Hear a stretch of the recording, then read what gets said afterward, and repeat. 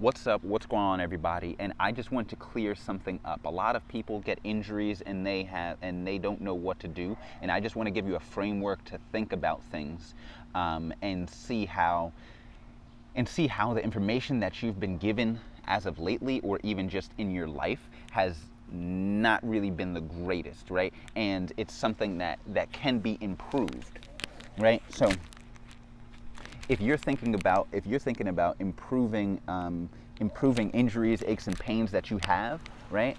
Number one, the first thing that most people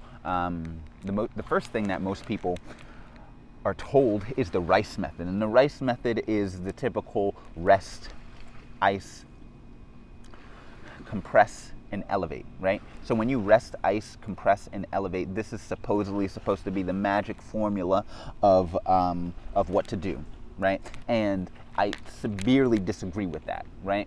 I don't know if I agree with any of the steps, and I'll explain why, right? So we'll start off with rest, right?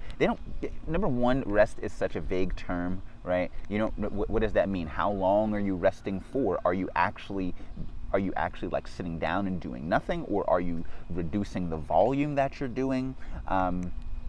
Are you using different modalities? Are you cross training? Is this what they mean by rest, right? But most of the time when they say rest, they mean do nothing, right? Now, you could go ahead and do nothing. However, right, some injuries require you to do nothing, right? If you broke like, let's just say, if you broke like your ankle or something, right?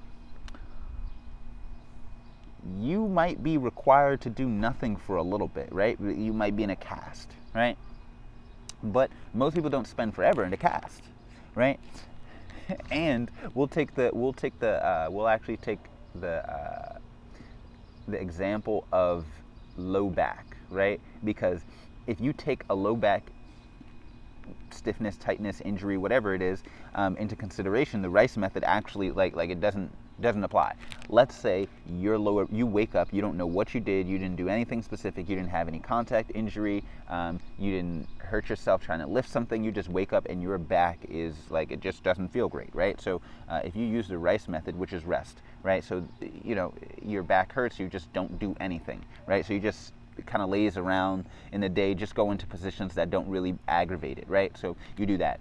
Then the next thing is ice. Ice is something that is used to get rid of some inflammation, but in this case, if you really didn't do anything, there might not be any inflammation, right? And also ice is used as something that just numbs the nervous system, right?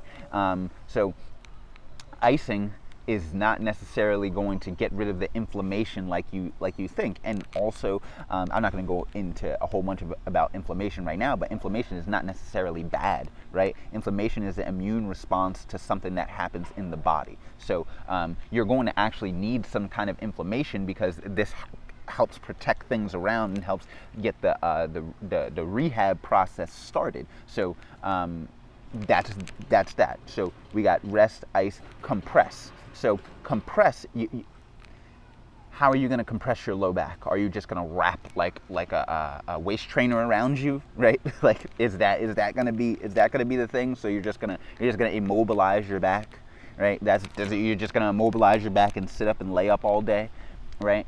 And then elevate. There is no way to elevate your back, right? So number one, this rehab system, or that model, is flawed. Just from that example, right?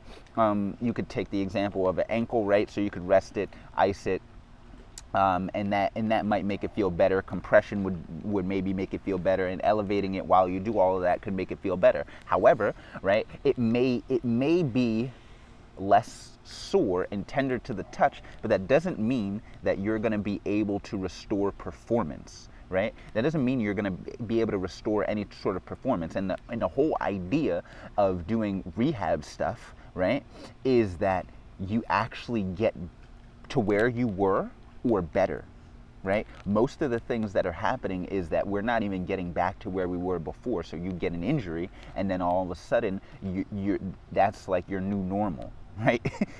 And you don't even attempt to get back where you were before. You just believe that because you got this injury, right, you're not going to be able to get back to where you were before. So you're kind of cherishing every little second that you have now. And you're not even thinking of getting back to where you were before or even to a greater level, right?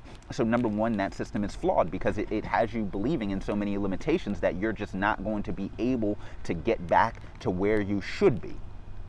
Right? Where you were before is nice, but you want to get even past that, especially if you've had an injury in some area before, especially if you have, like, let's just say weak ankles and you keep injuring your ankle, right? You don't just want to rehab your ankle to get back to the same place you were before, because that's clearly a compromised place. So you want to get stronger. You want to go past that. And in that Rice method, you actually there is no sense of improving. It's just managing pain, right? And sure, you can just manage pain, but is that going to be what you want to do? You don't just want to do things with less pain. You want to do things with little to no pain, and you want to increase performance. If you're watching this video, that's probably what you want to do. So a new method that you have to think about things is, yes, sure, could you compress, elevate, ice, do that stuff? Sure, it might help, but you're not actually going to get the performance that you want out of that. How you're going to get the performance that you want out of that is reducing the tension around the area, right? Is going to be actually adding strength back into it, right? When you have a compromise, let's just say your lower back is compromised, right? You have to end up doing things that are going to reinforce strength back into your lower back. If you never reinforce the strength back into your lower back and you just try to stretch and massage and ice and throw pills at it, you'll never improve.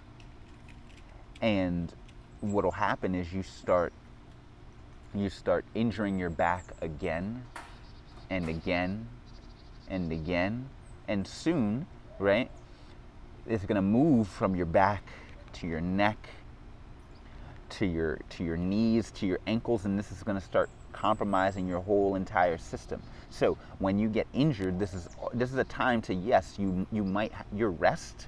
I would suggest that your rest is doing less volume, right? Let's just say you injure your arm and you can't move it, right?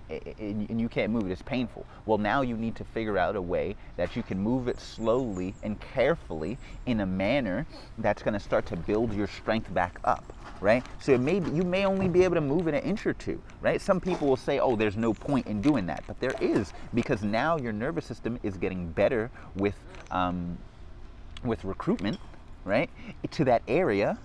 Right? It's also destimulating a bit, because now your nervous system is saying, hey, you know what, we can actually control this area. There's no need to send massive amounts of pain signals there, right?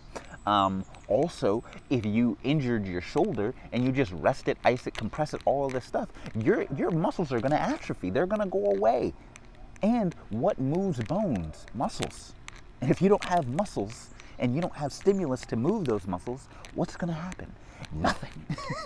Nothing's going to happen. Like, you won't even be able to move it, or maybe you might move it, but it will be so painful because your muscles are not strong enough to handle the load that is your arm, right? So one big component in all of this stuff is strength. You have to be able to build strength, right? And how you build strength is going to be relative, right? This could be you using dumbbells. This could be you using bands. This could be you using a partner. This could be you going to therapy, right? But one of the things that you have to realize is that you have to strengthen that area. You have to strengthen the areas around it, right? So you can't, if you have a knee injury, right? You can't just try to do things to try to strengthen the knee, because if your knee is compromised, your knee is in the middle, right? It's in the middle of your ankle joint, and it's in the middle of your hip joint, right? So if your knee is compromised to some degree, your ankle and all things below it, so your ankle and your foot are going to be affected, as well as that same side hip. If not, not if not it more things might even be affected, right? So you always want to strengthen above and below and at the actual joint. So let's just say you had a knee injury and you really can't do anything with actually moving your knee, then you probably want to strengthen your foot, your ankle, and your hip more, because those are in the same line. There are very few times where you're going to be moving your knee, or actually you can't even move your knee without your hip, right? And if you wanted to walk, you couldn't be able to do anything with your knee without your ankle, right? So thinking of rehabbing your body and being able to have more efficient and better performance out of your body is going to look like that, right? It's going to look like you being able to tease out what is compromised and how you can improve on that. And the goal is improvement, not just management of pain and symptoms. Most people are like, my back hurts. My back hurts a lot, right? And what do? They just try to rest it. And then once they feel they've rested enough, because it just doesn't hurt because they weren't in any positions besides sitting down, right? They just go ahead and say, hey, you know what, I'm going to go to the gym, I'm going to go back to playing my sports, right? And what happens? You're injured.